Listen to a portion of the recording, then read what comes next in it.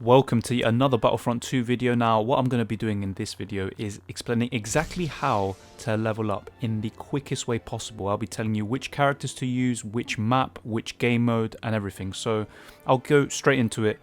You want to do co-op, you want to do Rebel Alliance or Galactic Empire. You want to go into one of those because you want to find Jabba's Palace. That is the map that you want. So that will be under Tatooine. And there are two variations to Tatooine, which luckily enough we found the right one because there's Mos Eisley also. But we found Jabba's Palace, which is what we wanted.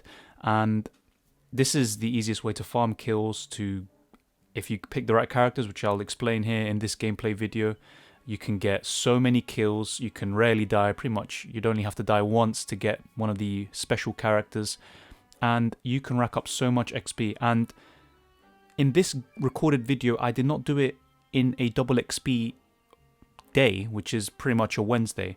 Otherwise, it'd be double of what I've earned in this video, and you'll see at the end how much I got in terms of XP, and that is exactly what you want, because you could get 100,000 plus in terms of XP, and that is crucial to level up your overall rank.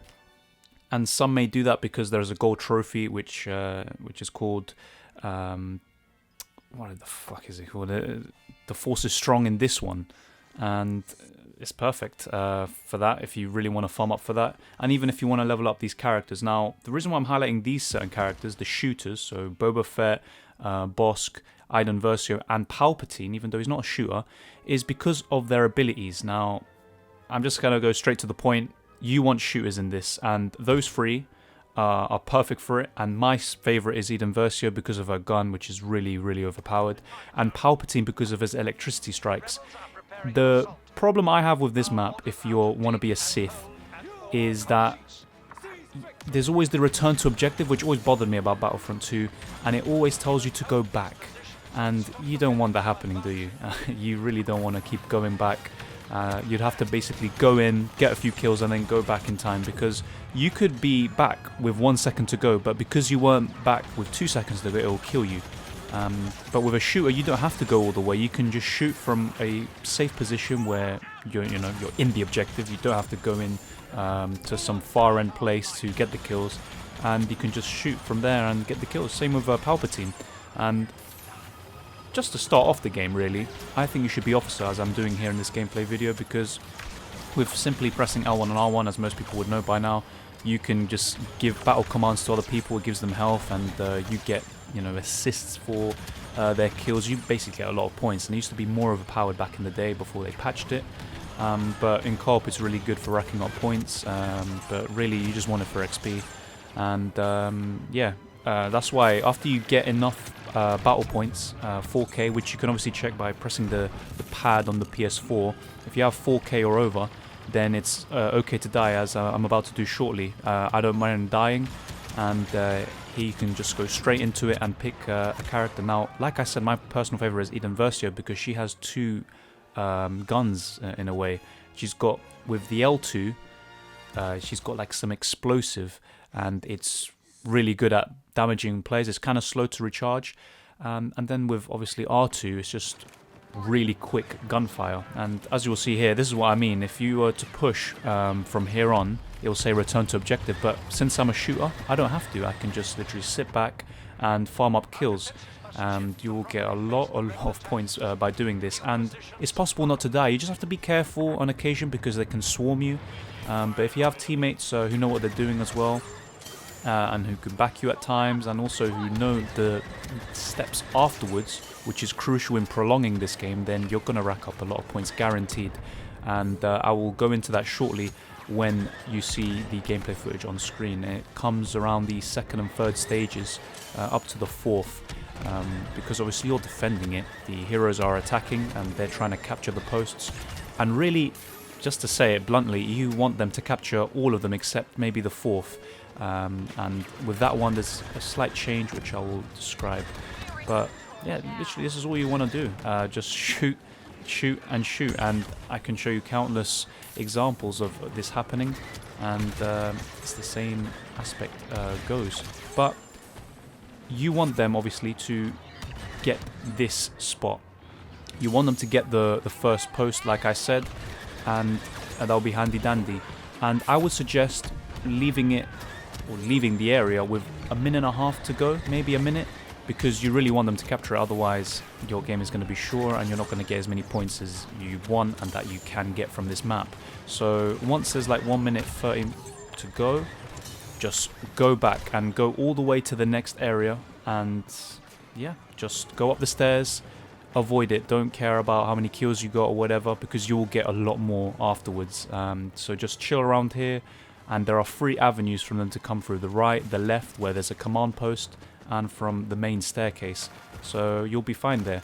And that's why the problem with this method really is that if you're in a game mode with other people that you don't know and who may not know this, but I found every time that I've gone up, even without having people who do the same thing as me, it's always been lost. The sector's been lost and the gameplay continues. So whenever I go up, from my experience, the game continues. But there can be an instance, like it is possible, that that is not the case and you need maybe at least one more player to go up with you. And maybe they'll spawn on you, maybe they'll just chill. But some new players to the game, or those who just don't care so much, they probably won't. They'll just be down there chilling. But as you see here, overtime is perfect. It doesn't matter if they haven't captured the whole objective yet. You just want them to be in the command post until the timer runs out, and then it goes to overtime. And then there you go, sector lost, and we proceed. And with this section as well, the same thing. There's going to be a lot of enemies. Not as much as the final section, which is of course understandable. But yeah, just be careful. If you have someone like Yoda on you, if you're Eden Versio, you have this bubble which really protects you. But otherwise, you might not be so fortunate. But literally, the amount of kills you can farm from this method is insane. And the main thing obviously is the XP. And you can get countless assists. Even if you're an officer and you're not one of these big characters, you can give a lot of battle commands and get a ton of points. So yeah, it's all handy dandy. But of course, like I said with the last stage, so the first to second sector, you want to lose this. So you will want to let the opponent capture it, or at least be there until the counter goes out, then it goes to overtime, then they capture it. And now this is the final sector. Now in this gameplay video, I don't do what I suggest doing, because sometimes you just get so racked up in getting all these XP and kills that you just lose track of time. But you want them to kind of push forward and go beyond the entrance, and so it goes to overtime. I didn't do this in this gameplay video, which was a mistake of mine. I could have got even more points, but still you can get a lot of points just by doing the first 3 sectors in that way and just killing everyone else at the end. But literally, doesn't matter if there's Jedi or whatever, you can easily kill them by just going to the side and shoot them from behind or whatever. It's not too much of a problem. Now, in terms of being a Sith and you want to level up those characters so you can use in Heroes as Villains or, I don't know, Supremacy or Galactic Assault, it's still possible, but you're not going to get as many kills or XP as you would with Eden Versio, Bosk, or even Boba Fett. Now, I picked Galactic Empire because there's more options. Like I said, there's 4, including Palpatine. With the heroes, you have Princess Leia and you do have Han Solo, but I'm not as intrigued in those 2 because, like I said, Eden Versio is really OP.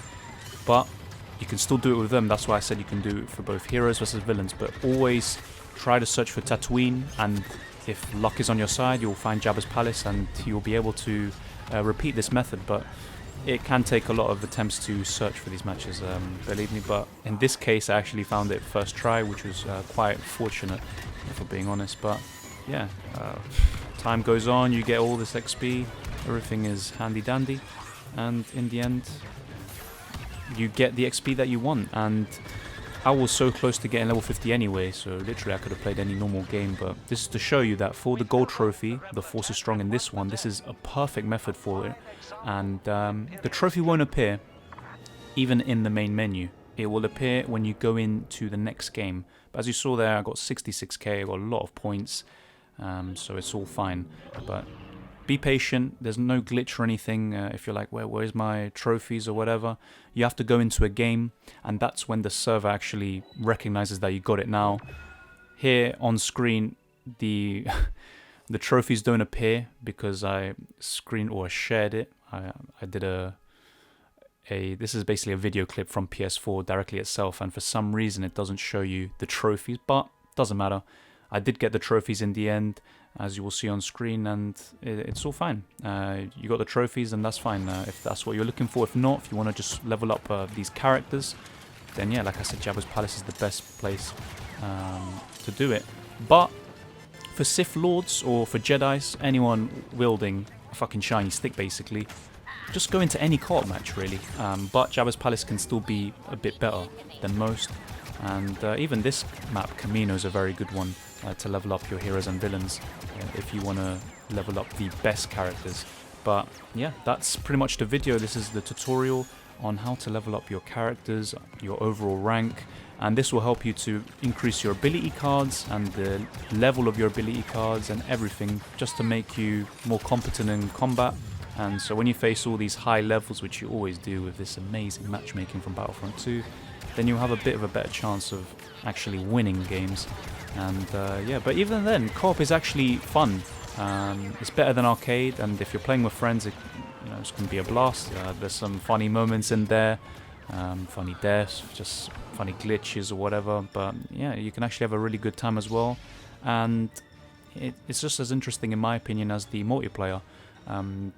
It's just a shame that they don't release even more content, but they've already done a lot, and they've resuscitated this game. They pretty much resurrected it, so fair play to them on that. And that's pretty much my tips. If you have any questions, leave them down in the comment section below, and share this video if there's anyone else struggling with how to level up, because it actually took me a long time to get to level 50. Even though I played a lot of online games and co-op, definitely it helped when I did co-op on Jabba's Palace.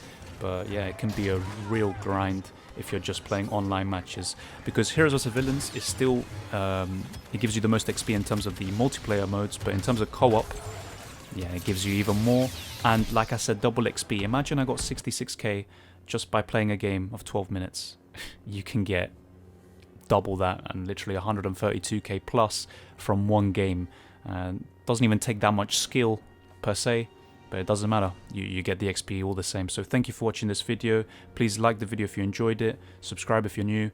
Turn on notifications for future videos, and I'll see you next time. And thank you for watching.